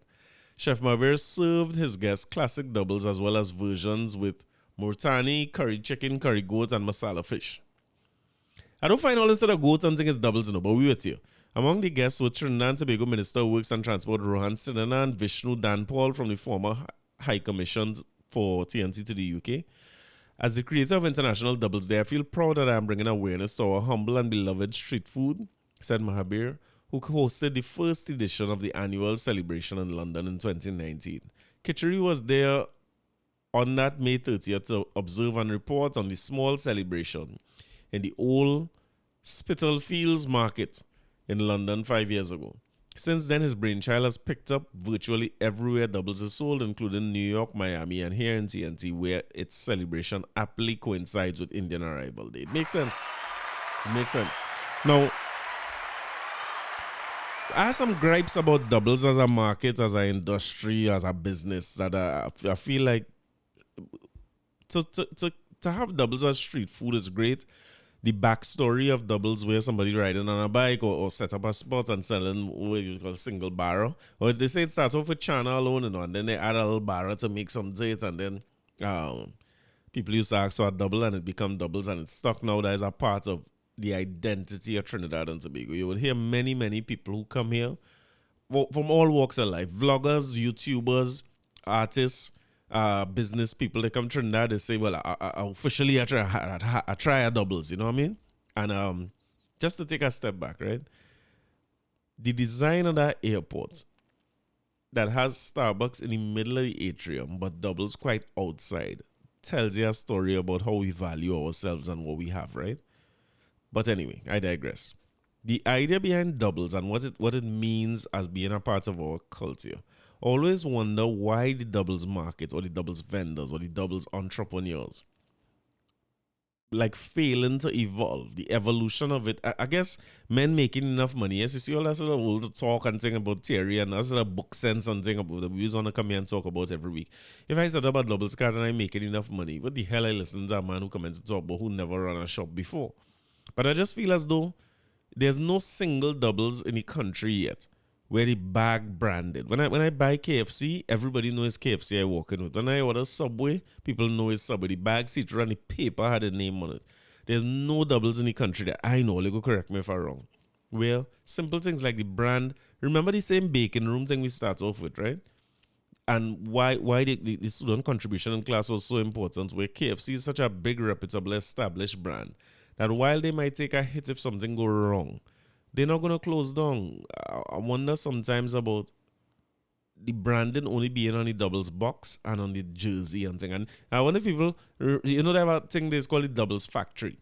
So most doubles men not doing the thing home again. You just go by the doubles factory, you work out your formula for them. You could buy a channel, all your sauces. You could buy the box from them. Apparently, they help you with the food badge and everything. So if you want to set up a doubles cart, it's relatively easy. And I like that kind of business model too, where the doubles factory now, them don't have to fight up with taste and preference and which street corner and what time to come out and thing. Them just open and supplying all doubles, man.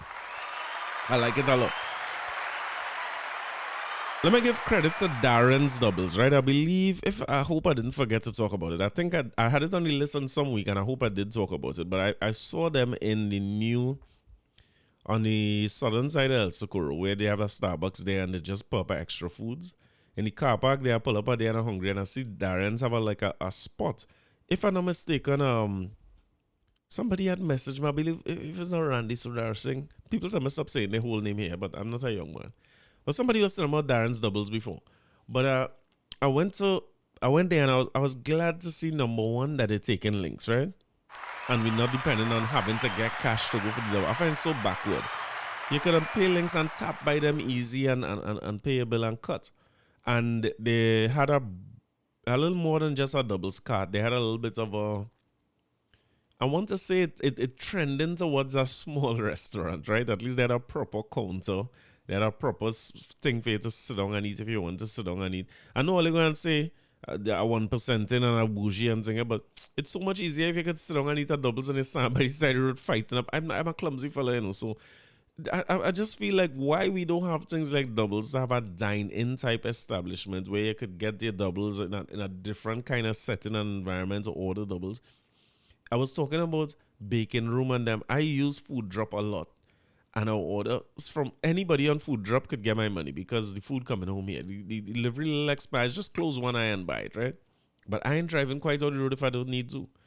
And I always think, like, what is stopping a doubles cart from getting Food Drop? Like, if you establish the way Darren's established, I understand why the man who stand up by the cart can't do it, right? But if Darren's established enough and they have a little point of sale system, which they do, right? They were cashing on an iPad when I went there, or a device like that. Then couldn't they get the same little information from Food Drop that they get, and you just get somebody to pick up that and drop it? I don't see it as any. And I know it has some people here listening, and it's like that. You have to start with the doubles and what kind of man you make. I don't care. I don't care about all that. Everything have its tradition, but everything that is traditional changes and could be very, very commercial and sell as well. You know what I mean? And roti in the same boat, and it's like there's not a single roti shop I could find on any of the Food Drop apps. A student was telling me they have one in the East, not Hello Foods, but she said they have one of them that attached to, is it Juman's Roti? Because like I just, before I start here, right, which I'm telling you now, I'm looking forward to it. I'm hungry like to death doing this here, and I order Subway. I find Subway is one of the most complicated places to order from. I find is a lot of questions just to get a sandwich. Sometimes I just want to tell them, like, just make a sandwich from now. Your choice, dealer's choice. Because they have to say, oh, what kind of bread you want? Parmesan, Italian, and then they have to say, lettuce, tomatoes, onions, pickles, cucumbers, pineapple. It's like, oh God, well, put something there, man. Make a sandwich for your boy. Make a sandwich. Size me up and make me salt. I say, make me nice, man. Sort me out nice. I see an old man in front of me in Subway at time. He didn't know the format, right? So every time they ask him, he says, sort out the old man now, man. Give the old man something. I find so, give me some nice to eat. Give me some.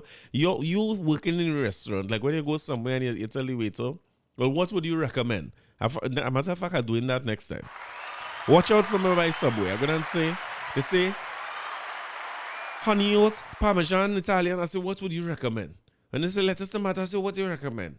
I ain't answering so much questions just to get a sandwich again. But when I went on the Food Drop app, you could select your onions, pickles, tomato. You just a checkbox right there. You think and they get the order and they bring it home. You see it. I go to Starbucks way too often, and you always see people collecting their Starbucks as Food Drop drivers, and a lot of people. It's a good little hustle too, because a good bit of people I know sign up for as a driver on Food Drop in the downtime or whatever, where they could pick up them orders and drop it for people. It's safer. I find a lot of women do it too. Like, it's safer than the regular drop taxi or TTRS where you had to take on a passenger and carry them somewhere, right? Safer for women. You run by Starbucks, you get a thing, you drop some coffee, you drop that by office, somebody pay you, and you collect the money on your own. You no change in money or anything like that. It make perfect sense. And I wonder, like, who is going to be the doubles man? You have International Doubles Day, and look at how doubles being celebrated in London. They call in the High Commissioner here and the Low Commissioner so and them coming in. I don't know if they knife and fork in it or they finger, well, eating it with their hands, pause. I don't know how they're approaching it, but you could see that the Chef Mahaberu talking here have an establishment. So suppose, why we don't have local Indian cuisine? Look at palkis. The argument I usually hear is that people want to stand up and eat a thing, and when man go and buy roti, they want to see flying in glass case, and they want to see somebody thing, and they want to see the roti making. And I don't think any of that is true. We just go by palkis and Passage to Asia. We don't see the kitchen. We don't see how the curry making. We don't see no pumpkin layout nowhere and them kind of thing. And maybe there's a personal gripe, right? Because the rain was falling real heavy and I had to go wrong by Shams, the curry duck kings at Trinidad and Tobago. And I wish Shams would just join food drop so I could just order the roti. I want, why I had to leave home together? That can't be right. Anyway, time to get out of here, but I can't get out of here before I praise. Listen, I don't know what to do with Soca Warriors. The Soca Warriors are a difficult team to support. I give real men talk who's back West Indies because I'm a lover of West Indies cricket despite popular belief. But I can't take them. I can't take that losing attitude thing. And I went in the stadium, as I always do, to see Soca Warriors play against Grenada. And my expectation was that we were going to beat Grenada handily. We played against Guyana. Guyana is not easy opposition for Trinidad and Tobago anymore. But we beat them back-to-back games. I think we beat them 2-1 the first time and 2-0 the second time. You know what I mean? We're not looking like the greatest team. I said it here. Like when I looked at that game, I didn't feel like if that was a team that could beat Jamaica or Costa Rica or any other team, maybe Panama, the stronger teams that we're going to have to beat if we had to qualify for the World Cup this year. I didn't see them as strong as that, but I didn't see them as a team who would have any kind of trouble with Grenada. And the truth is, the game starts off in a way where it looked like we was handling them. We had them in a chokehold. And little by little, we allow Grenada to build confidence and get into the game because I don't know what was going on in that stadium. Zachary and all see it and was upset. Well, we was just getting the ball in the back. Grenada was pressing or they was pulling out the defense and then they was playing it long. It had to be deliberate. It had to be a tactic by Angus Eve. I see the team play enough to know that the preference is counter-attack in football.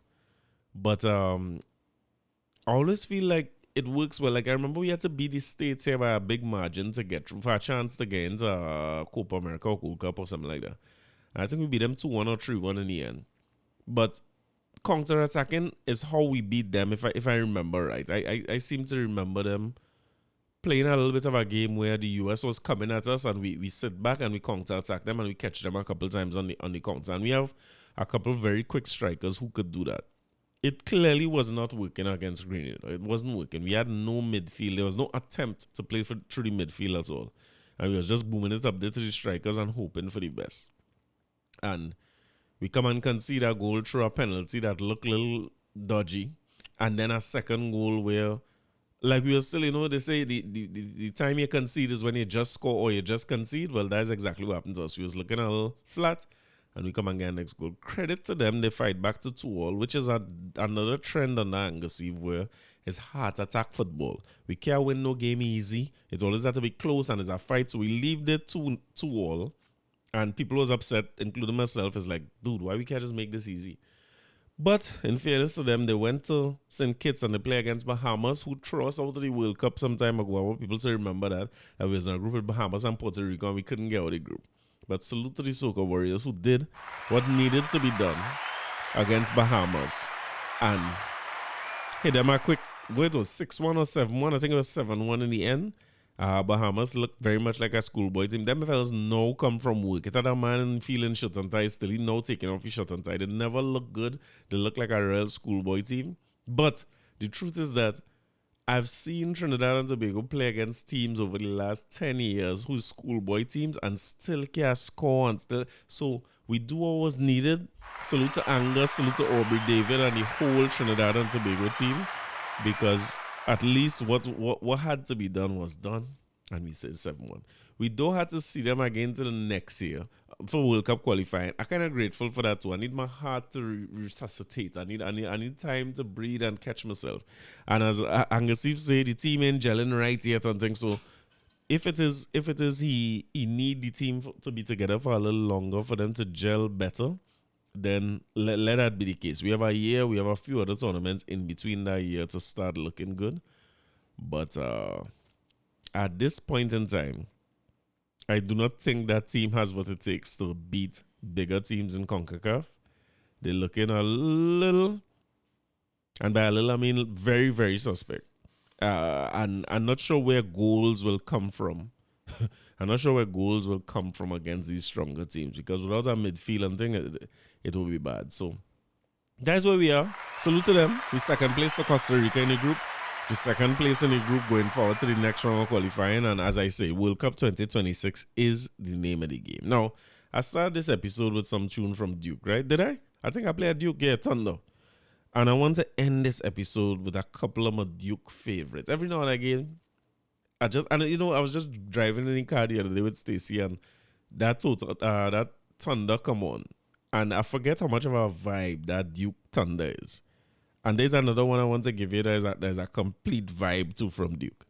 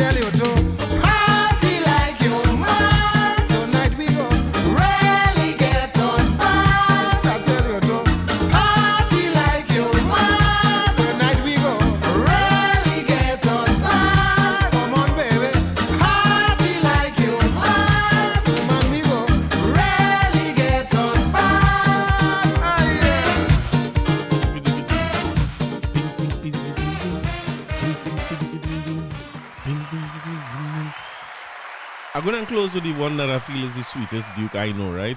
This is a song that any opportunity I get to play this, I always play it. I've played it many times before, but it's the sweetest one. But I want to play one in between for Ole here that I'm not sure if people know. I know much of if it was the most popular, if Ole ever hear it. But this one is by Duke called Freakin' Streakin'. You know it?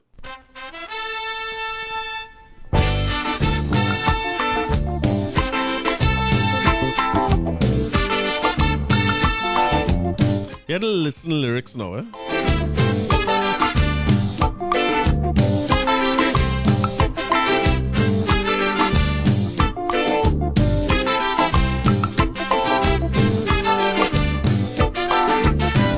O'clock midday in the burning heat. I'm at mine in the new walking Federal Street. Just around the time people going to eat, I'm a man in the nude stepping Frederick Street.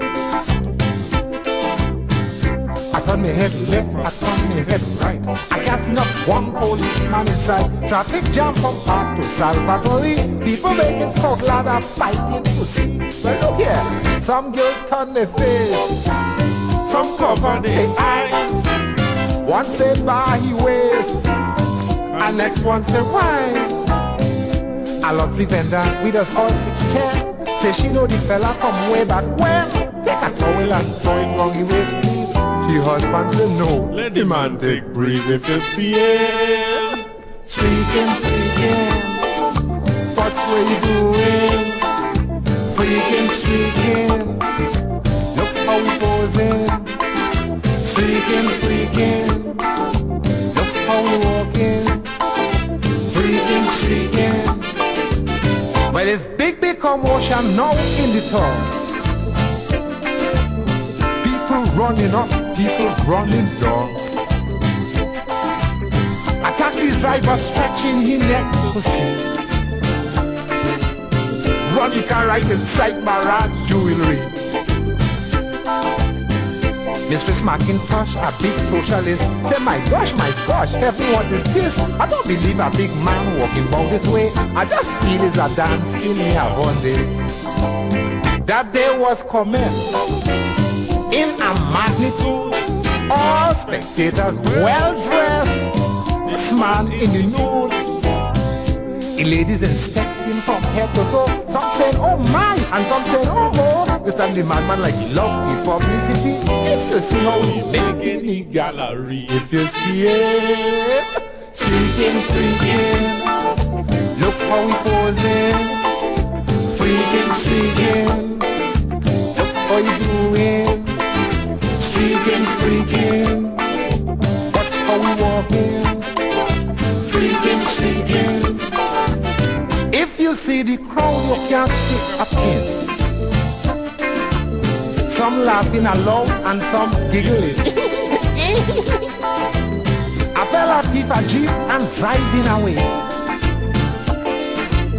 Maxi breaks to Pete, they jam him right there.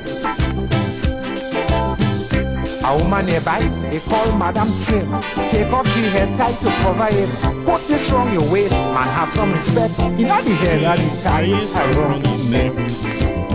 A bank clerk named Anne, in big trouble now, because she recognized the man, but shame to say how. He's a big businessman, is all she admits. She friend tell she yes, girl, I seen it. But like he business drop, so before he fail, he just advertising, he having sale if you see it. Streaking, freaking, what how we posing?